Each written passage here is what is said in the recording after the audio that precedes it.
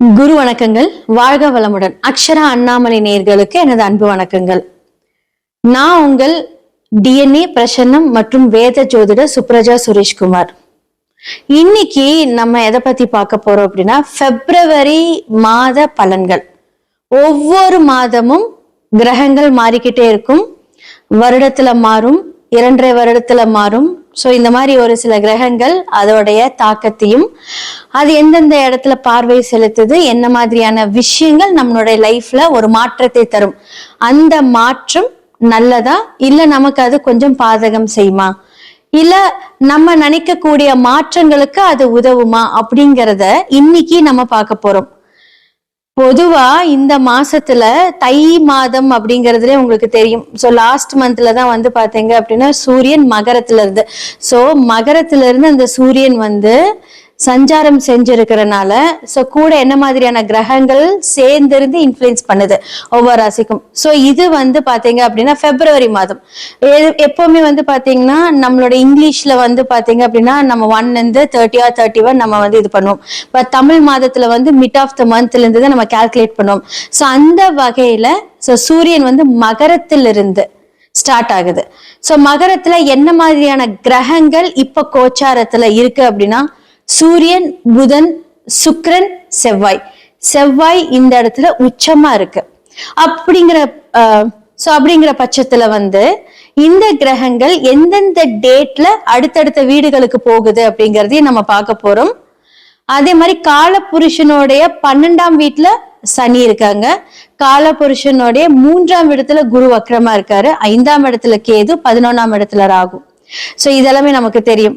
So இப்போ ஒவ்வொரு ராசிக்கும் வந்து ஒவ்வொரு கிரகங்கள் எந்த இடத்துல இருந்து அந்த மாற்றம் வந்து, சோ பிப்ரவரி 4ஆம் தேதி புதன் ராகுவோட இணைகிறார். சோ பிப்ரவரி 6ஆம் தேதி சுக்கிரன் வந்து ராகுவோட பயிற்சி ஆகிறார். அடுத்ததா வந்து பிப்ரவரி 12க்கு மேல சூரியன் ராகுவோட இணைகிறார். பிப்ரவரி 24க்கு மேல செவ்வாய் ராகு. சோ மகரத்துல இருந்து கும்பத்துக்கு இவங்க எல்லாம் வந்து திரும்பவும் ராகுவோட இணைகிறாங்க. சோ என்ன மாதிரியான விஷயங்கள், தாக்கங்கள் எல்லாம் நடக்குது அப்படிங்கறத இந்த பிப்ரவரி மாத பலன்களை பார்க்கலாம். கும்ப ராசி மற்றும் லக்னக்காரங்களோட பிப்ரவரி மந்த் பலன்களை பத்தி தான் நம்ம இப்ப பார்க்க போறோம். லக்னத்திலே ராகு இருக்கார். இந்த லக்ன ராகு என்ன பண்ணும் அப்படின்னா, நிறைய விஷயங்கள் பிரம்மாண்டமா திங்க் பண்ண வைக்கும். அதே மாதிரி வந்து லக்னாதிபதி சனி எந்த இடத்துல இருக்காருங்கிறது உங்களுடைய சுய ஜாதகத்துல கண்டிப்பா பாருங்க. ஏன்னா இந்த காலகட்டத்துல ரொம்ப அவசியம். பொதுவா வந்து இந்த லக்னக்காரங்கெல்லாம் அமைதியா பேசுற மாதிரிதான் இருக்கும். ஆனா அவங்க வந்து அமைதி கிடையாது. அவங்க வந்து ஒருத்தவங்க கிட்ட இருந்து அந்த கிராஸ்ப் பண்ற வரைக்கும் அமைதியா தான் இருப்பாங்க. ஸோ இப்போ வந்து பார்த்தீங்க அப்படின்னா, இந்த கும்ப லக்னக்காரர்களுக்கு 2ஆம் வீட்டில் சனி, வார்த்தைகள் இவங்களுக்குமே வந்து கொஞ்சம் பொறுமையாக பேசுகிற மாதிரி தான் இருக்கும். டக்குன்னு வார்த்தையை விட்டுருவாங்க. ஏன்னா சனி வக்கரமாக இருக்குல்லையே, அப்போ நல்ல பேச்சுக்கள் வராத மாதிரி எல்லாம் பண்ணும். ஸோ முடிஞ்ச அளவுக்கு வந்து உங்களோட கோபம், லக்னத்தில் ராகு இருக்கும், கோபம் ஜாஸ்தியாக வரும், ஃப்ரஸ்ட்ரேஷன்ஸ் ஜாஸ்தியாக வரும். நம்ம ஒன்று நினைப்போம் அது ஒன்று நடக்கும் அப்படிங்கிற ஒரு இரிட்டேஷன் எப்போவுமே இருந்துக்கிட்டே இருக்கும். ஸோ முடிஞ்ச அளவுக்கு வந்து அதை தவிர்த்துக்கோங்க. கும்ப ராசி லக்னக்காரர்களுக்கு 9ஆம் இடம் வந்து பாதகஸ்தானம். இப்போ 12ஆம் இடத்துல இருக்கிறது மறைஞ்சு நல்லது பண்ணும். ஸோ முடிஞ்ச அளவுக்கு வந்து பார்த்தீங்கன்னா இந்த காலகட்டத்தை யூஸ் பண்ணிக்கோங்க. அதே மாதிரி வந்து பாதகாதிபதி மறையிறது ரொம்ப நல்லா இருக்கும். ஆனால் 4ஆம் இடம் சொல்லக்கூடிய உங்களுடைய தாயா இருக்கட்டும், உங்களுடைய வாகனங்கள், பிரச்சனைகள் இதெல்லாமே வந்து கொஞ்சம் கொடுக்கக்கூடிய ஒரு தருணம். ஸோ அம்மாவோட ஹெல்த் இஷ்யூஸு கொஞ்சம் பார்த்துக்கோங்க.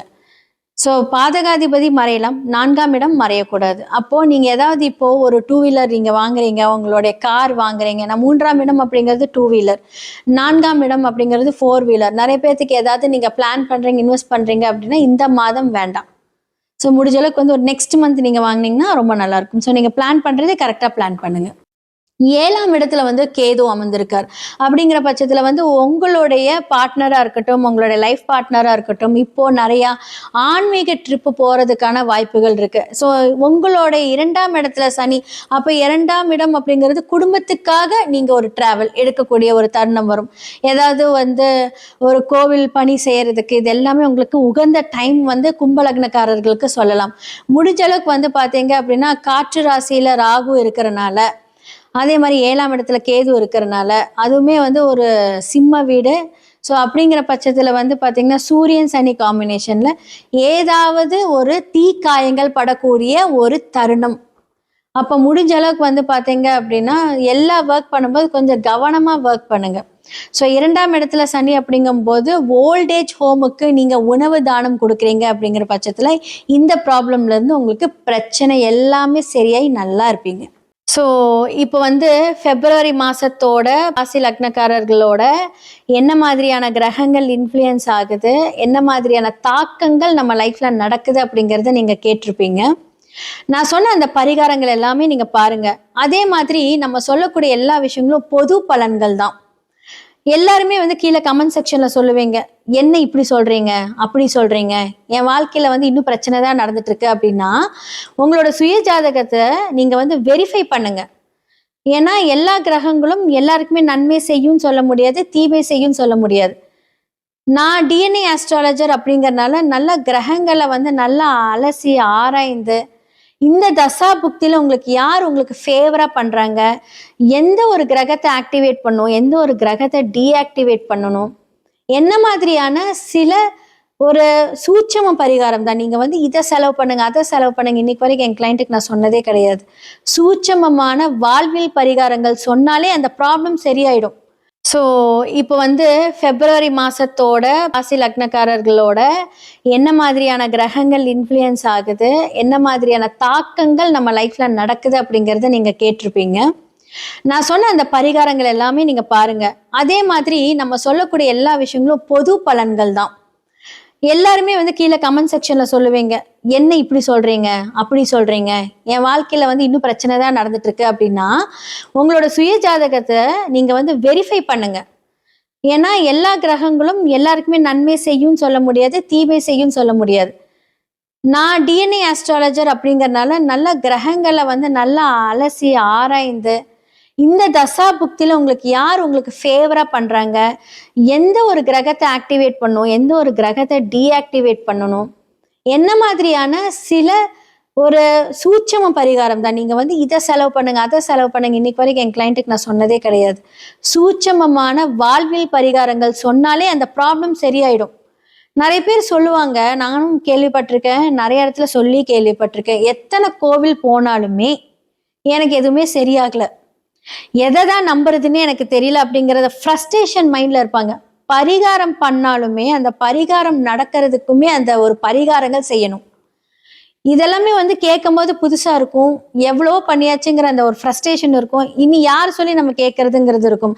கரெக்டாக அந்த கிரகத்தை நம்ம வந்து நட்சத்திரத்தையும் ஆக்டிவேட் பண்ணணும்.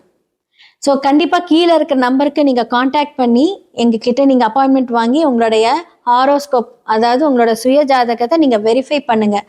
கண்டிப்பாக எங்களால் முடிந்த எல்லாமே உங்களுக்கு நாங்கள் சொல்லி உங்களோட ப்ராப்ளமை எவ்வளோ சீக்கிரம் சரி பண்ண முடியுமோ அதற்கான வாழ்வியல் பரிகாரங்கள் சொல்லும் போது எல்லாமே சரியாயிடும். அதே மாதிரி எல்லாமே நிர்ணயிப்பது நம்மளுடைய கடவுள், நம்மளுடைய விதிகள் தான். முடிஞ்ச அளவுக்கு வந்து பார்த்தீங்க அப்படின்னா அந்த விதியை மதியால் வென்று நம்மளுடைய பிரச்சனைகளை சரி பண்ணுவோம். ஸோ இந்த மாதிரி எல்லாம் பரிகாரங்கள் பண்ணுங்க.